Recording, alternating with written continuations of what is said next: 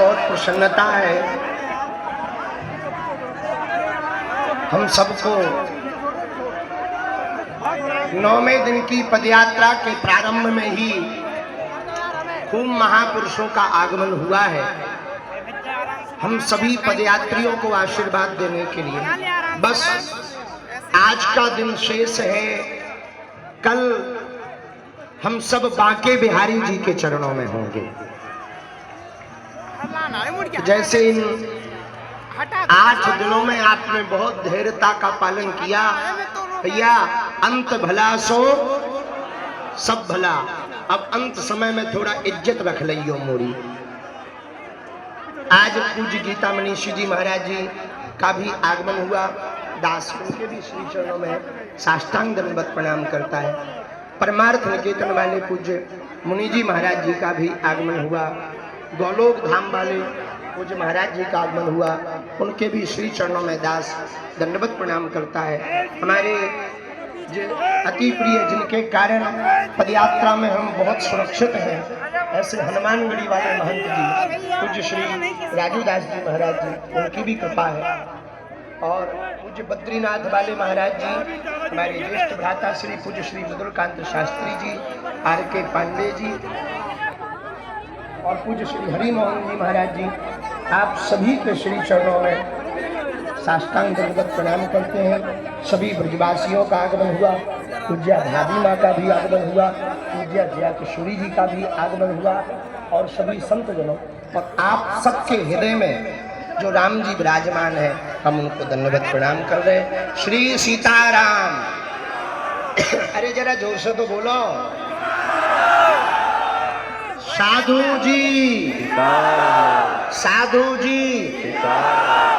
कल की पदयात्रा हमने सबने भैया के बीच में ना बजा का, आरती हो रही का। कल की पदयात्रा किसानों के लिए हम सबने समर्पित की थी। आज के 9वें दिवस की पदयात्रा ब्रजवासियों के लिए समर्पित की जाएगी, क्योंकि बालाजी का मिलन बांके बिहारी से होना है। ब्रज में प्रवेश किया, ब्रजवासियों ने खूब आशीर्वाद दिया और जब चलते हैं तो खूब ब्रज रज उड़ रही और अपन लोगों तो रज दिल्ली से ही मिल रही है। अब तो बड़ी कृपा है श्री बालाजी की कि खूब ब्रजवासी हम सबको आशीर्वाद दे रहे। आज की चर्चा में 1-2 बातें बहुत ध्यान पूर्वक सुनो। पहली बात तो ये है कि आज जब हम सब राधा गोविंद जी मंदिर पर रात्रि विश्राम करें तो आप लोग ठाकुर जी के दर्शन करने आगे निकल जाना और आज ही फ्री हो जाना या कल सुबह तक, ताकि 12 बजे आप छठी कला में 4 धाम पे वापस आ सको, जहां हम सब विश्राम के समय पर जगत गुरु भगवान के दर्शन करेंगे और सनातन हिंदू एकता की शपथ लेंगे। हाँ, कुछ लोग तो छठी करा, बाकी हमारे चेला तो महान है ही है, उसमें तो हमें 1% संदेह नहीं है। ये बात हम ना भी कहते तो तुम पहले ही पहुंच जाते, वो तो तुम्हारी मजबूरी है कि हो राष्ट्रगान हो जाए, हनुमान चालीसा हो जाए, तो इस मजबूरी में तुम बैठे हो, नहीं तो तुम गुरु को छोड़ के आगे ही पहुंच जाते। और कुछ लोग तो इतने फास्ट है कि ऐसा लग रहा हो कि कहीं मथुरा जंक्शन ना पहुंच जाए। पर बड़ी कृपा भगवान की, आप सबने बहुत पुरुषार्थ किया, बहुत मेहनत की, आपकी आस्था बहुत प्रबल है। एक बात हम कहना चाह रहे, आपने ये जो पदयात्रा की, ये पदयात्रा कल विराम तो होगी पर तन से विराम होगी, मन से विचारों की यात्रा चलती रहेगी। चाहिए हिंदू जब तक जागेगा नहीं तब तक वो भागता ही रहेगा। और एक बात तुम ध्यान रखना, हिंदुओं, आप विदेश जाओ तो विदेशों से किसी भी विदेशी से परिचय पूछो तो वो अपने देश का नाम बताता है। अमेरिका वाला आई एम अमेरिकन कहता है, इंग्लैंड वाला आई एम ब्रिटिश, इस प्रकार से परिचय देता। पर भारतीयों से परिचय पूछो, बड़ा गजब का, कहाँ के हो?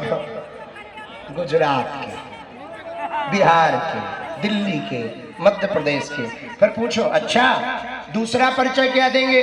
शर्मा, वर्मा, जात, ब्राह्मण, ठाकुर, हम ये नहीं कहना चाह रहे कि आप जातियां मिटाओ, हम ये कहना चाह रहे आप जातियों का अहंकार मिटाओ। आपसे कोई परिचय पूछे तो आपके तन में, मन में, विचारों में एक परिचय होना चाहिए, मैं हिंदू हूं और हिंदुस्तान हमारा है। हमको अटल बिहारी वाजपेयी जी की वो रचना बहुत याद आती है, मेरा तन मन हिंदू, मेरा जीवन हिंदू, मेरा रंग रंग हिंदू, मेरा परिचय हिंदू है। हिंदुओं, एक बात आप कान खोलकर सुनो, आपने ये जो परिश्रम किया, आपने ये जो बहुत त्याग किया, कुछ लोग नौकरी छोड़कर आए, कल के जत्था में लगभग 12 सिपाही जो देश की सरहद पर सेना के रूप में सेवा करते हैं, वो नौकरी की छुट्टी लेकर के पदयात्रा में सम्मिलित होने आए। हमने उनसे पूछा कि आप